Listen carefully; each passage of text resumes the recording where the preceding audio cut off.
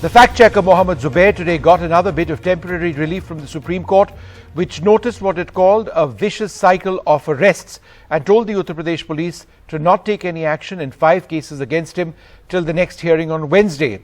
Now, he's already got bail from the Supreme Court in a 6th case in Uttar Pradesh, but is under arrest in a case registered in Hathras. This on a day when Nupur Sharma, the former BJP spokeswoman, moved the Supreme Court again, seeking protection from arrest in 9 FIRs that have been filed against her. In her plea, she says that after the unexpected and strong criticism from the Supreme Court, there are fringe elements which have renewed threats against her. What we are looking at this evening is the remark of the Supreme Court, the Chief Justice, on Mohammed Zubair facing a vicious cycle of arrests. While it is only temporary respite what has taken place, no action has been suggested till the next hearing. It is nonetheless an important observation. Joining us to look at this, Shadan Farasat, Supreme Court advocate. Geeta Bhatt joins us, as does Ashwini Dubey, advocate of the Supreme Court. And Neeraj Kumar, the former Commissioner of Police of Delhi, with us as well. Shadan, let me come to you. Mr. N. Ram also joins us. Thanks very much for being with us. The bottom line over here, Shadan, it's an important point mentioned by the Chief Justice, that there is a vicious cycle over here. Every time he's granted bail, there is another arrest which takes place. It's obviously not an order, but isn't this what this has become all about? A vicious cycle that the system tries to get him, Mohammed Zubair, one way or the other. Yes, so absolutely. So what this, Justice Chandrachud, on a mentioning for listing, I understand the matter is going to be listed on Wednesday. Yes. And in that context, this comment came that basically what if between now and Wednesday, you can add 3 more cases, and all these cases are effectively frivolous. They have no legs to stand on. But if you can add 3 more cases, then the court is going to adjudicate on those 5 or 6 cases on Wednesday, whereas he can be kept under arrest for 2 more cases or 1 more case or whatever is added in between. So this is basically vicious cycle of arrest is one way to describe it. The other way to describe it is keep on evergreening a case. So basically you keep on adding things and it will never be, there's no way a court can engage with it because whatever, you have changed the goalpost in the meantime, you've added fresh cases.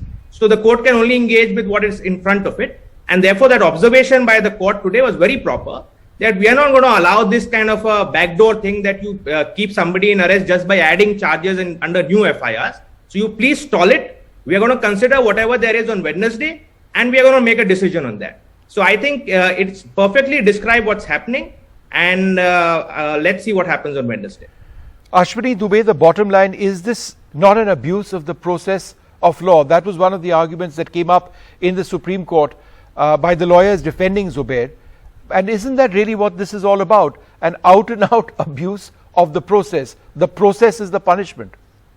See, there are 2 cardinal principles which courts look into in these kind of cases. One is the test of sameness. Another is the test of consequenceness. If it is the test, if the FIRs which are registered against Mr. Mohammed Zubair are passing the test of sameness, then of course the state has acted contrary to the principles as instituted in the constitution and also what has been held in the TT Anthony's case. But let me, Vishnuji, tell you very frankly, if it is a miscarriage of justice, if it is a wrongful or malicious prosecution, if the FIRs have been registered on the basis of political vendetta, then of course courts comes for the review. And courts have taken decision in past and today also courts have shown that the act or the action of the state of Uttar Pradesh is not right. But the state of Uttar Pradesh is established in the court of law that the FIRs does not passes the test of consequenceness, then of course, and each cases are different from another set of principles have been, FIRs offenses have been invoked. All right. Okay. Mr. Ram, aren't we losing sight of the fact that the charges themselves are utterly frivolous? We can debate this till we all die, but the charges are ridiculous. Isn't that what this is all about? And yet, if you file a complaint, you can keep on filing a complaint forever. Yeah, as you said, Vishnu, the process is the punishment, and this is the technique they've adopted now. It's a topsy-turvy world where the rule of law has been completely subverted, and the whole world is witnessing this tamacha. Although it involves a lot of pain for Mohammed Zubair, it's ridiculous. the person who's exposing misinformation as part of Alt News, co-founder, and also tweets independently of that, is now, is now being accused of instigating trouble between religious communities, conspiracy, all kinds of nonsensical charges. And I don't see, we are being made the laughing stock of the world by this. And I'm very pleased that Justice Chandrachud and also Justice Bopanna, as part of that bench, they have raised this relevant question. It's of course only an observation, but it's exposed the whole thing. It's asked the key question here, that this vicious cycle, once he gets a bail, then another case is filed, just as Shadan just mentioned. And this, I think, is completely unacceptable, except that it seems comic. The whole tamasha.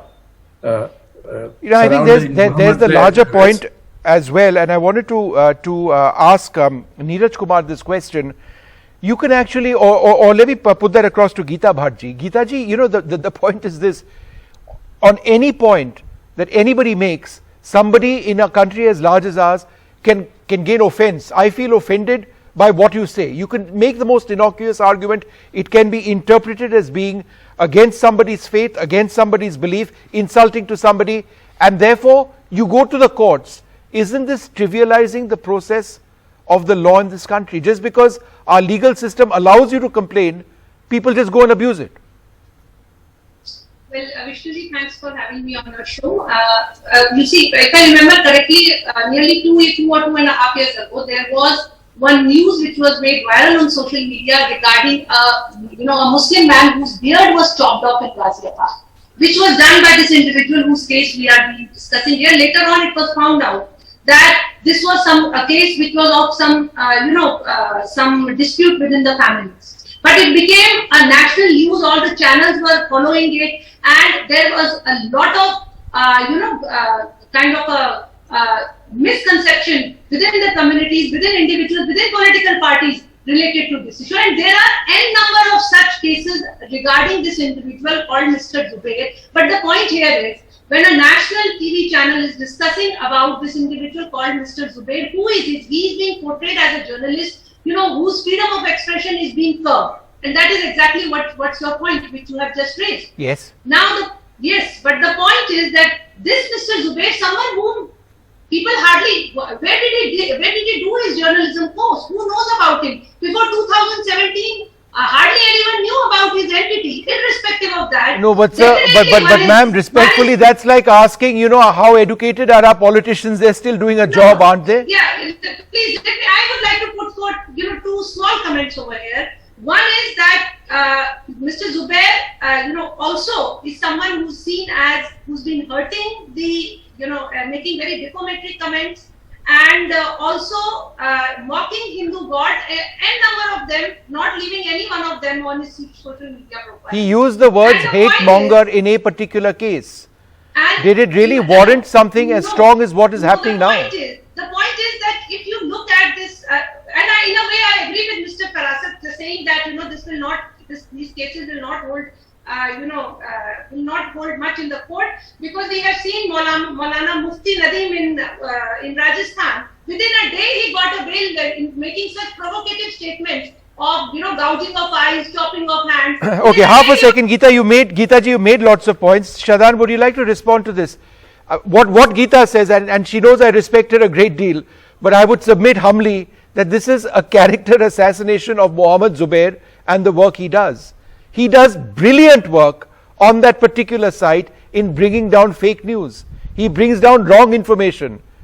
Everywhere we've had wrong information, he's questioned that, he's raised that as well. Isn't that something we really need? He's not some sort of whimsical person we are talking about, far from it.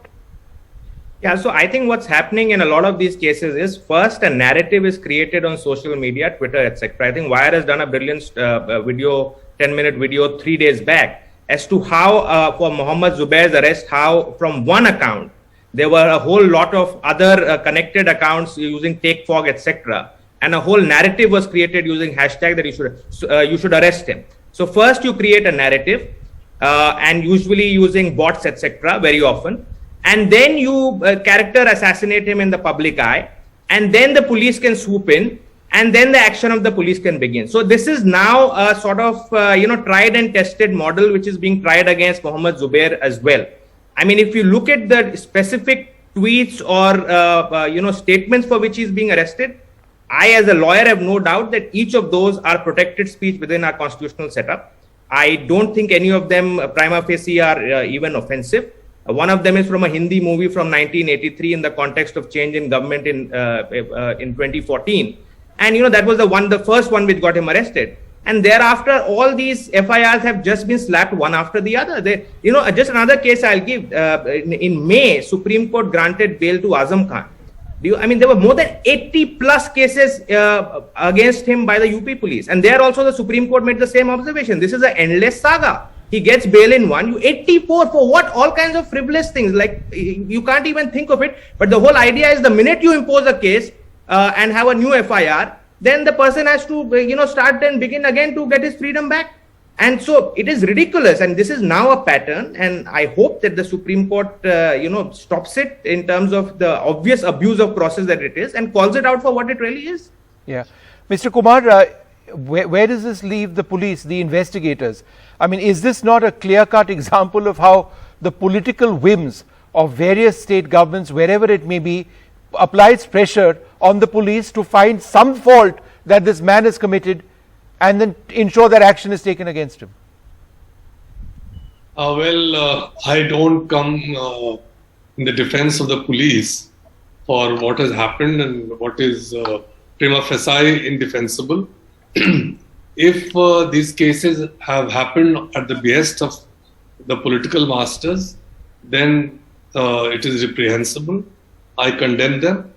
The only thing I wish to bring to your notice is that in this case, something which is not being talked about much is that Mohammed Zubair's website or his company Alt News has been getting a large number of funding from abroad.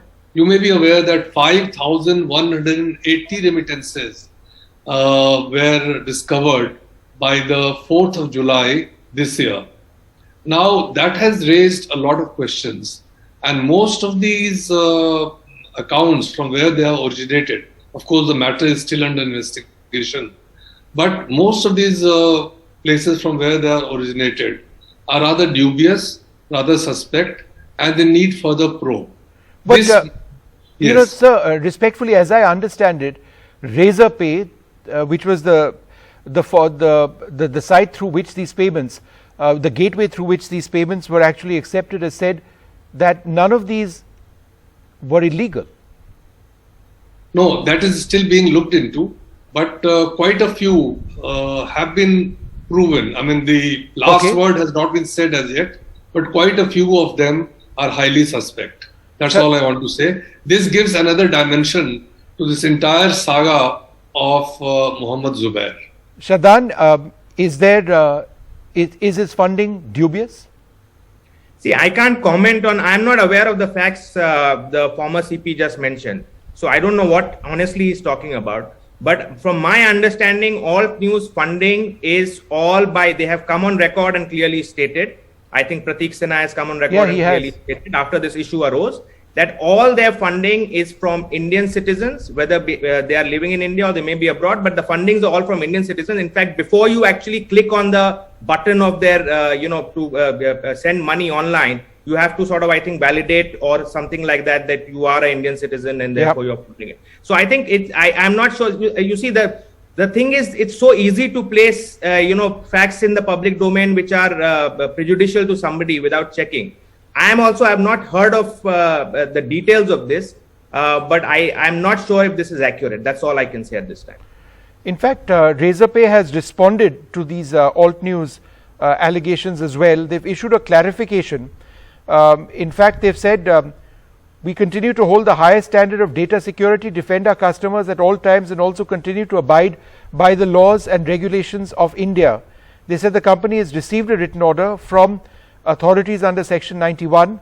They are mandated to comply by the same as per the regulations under the provision of Indian law. So, yeah, I mean, this is what they say. I mean, anything against, Mr. Mr. Kumar can be investigated. Ashwini Dubey, I mean, the allegation that he's received incorrect funding or from some mysterious person in Saudi Arabia and therefore this needs to be investigated, it sounds like a wild goose chase.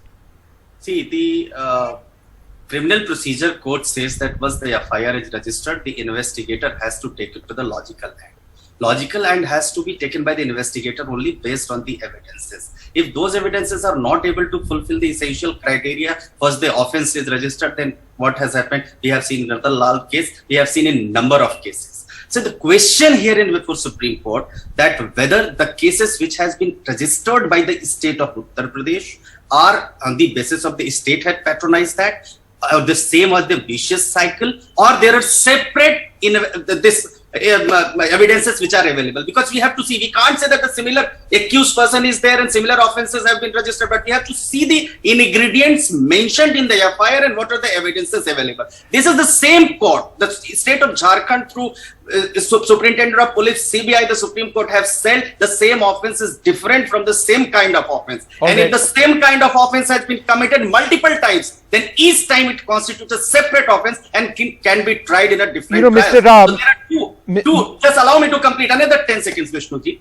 So there are two sets. Supreme Court is the top court of this country. Supreme Court has to see that any individual's fundamental rights should not be violated, because going inside the jail not only harms his personal reputation. Exactly, that's why we are discussing this. Reputation and Article 21 comes into the play. But the question here is, who will decide it? This will be decided by the trial court. Here the question is the claiming of FIR. Let the courts decide it, whether this is the meanwhile, an Indian citizen's liberty seems to have been put.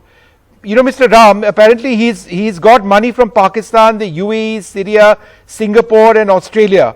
And that's about as much evidence as we know of all the evil things that Zubair has done in terms of foreign funding. And yet we can cast aspersions on an individual who's on the basis of something as vague as this. I mean, it's crazy. It's a tamasha.